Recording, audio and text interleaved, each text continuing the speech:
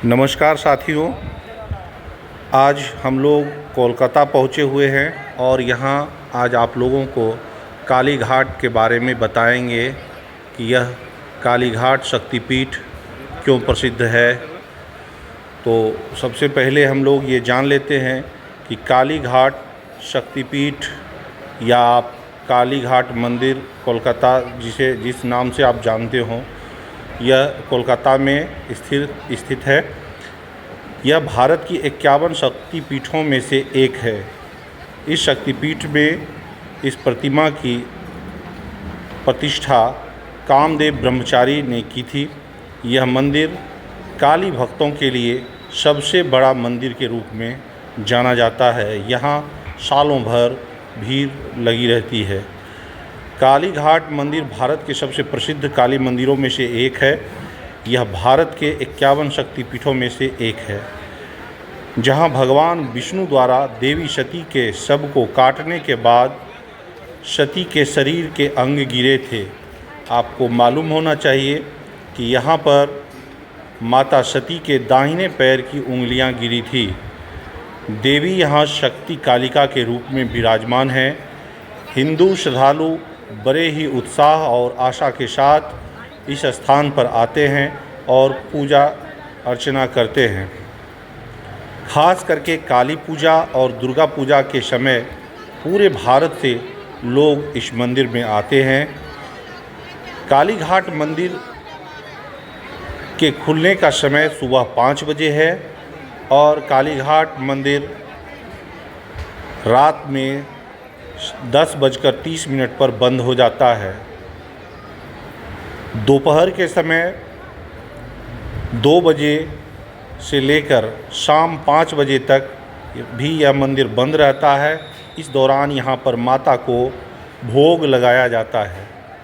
काली घाट को मूल रूप से काली क्षेत्र कहा जाता है, जिसे व्यापक रूप से कालिका शब्द की उत्पत्ति के रूप में स्वीकार किया जाता है और बदले में यही कलकत्ता और बाद में अब इसे कोलकाता कहा जाने लगा है।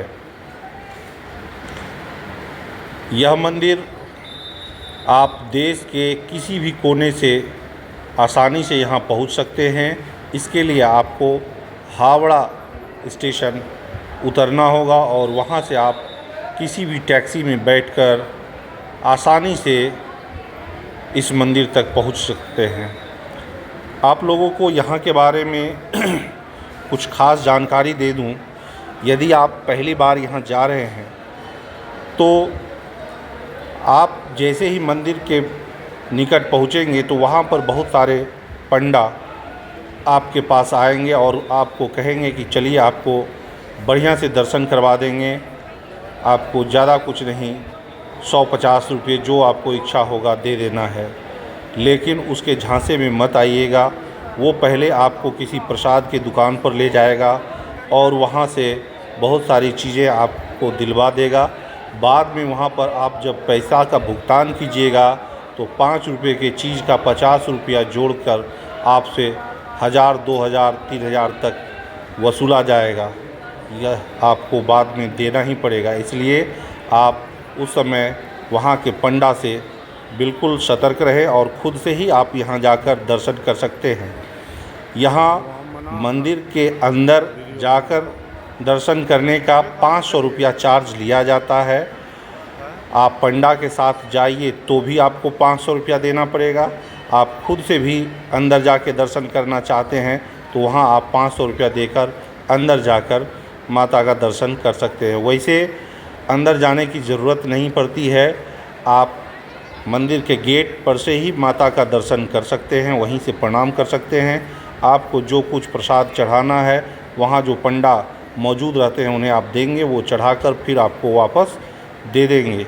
तो इसलिए यहाँ इन सब बातों का विशेष ध्यान रखना है, नहीं तो बाद में आपको पछताना पड़ेगा और हो सकता है आपका बजट भी गड़बड़ हो जाए। तो इसलिए यहाँ थोड़ा सावधान रहना है। तो हम लोग फिर मिलेंगे अगले वीडियो में। यदि आप लोगों ने अब तक मेरे चैनल को सब्सक्राइब नहीं किया है तो प्लीज़ इसे सब्सक्राइब कर लें ताकि मेरा अगला वीडियो सबसे पहले आप तक पहुँचे। तब तक के लिए जय माँ काली। आप लोग इसी तरह से मेरे वीडियो के साथ बने रहिए। धन्यवाद।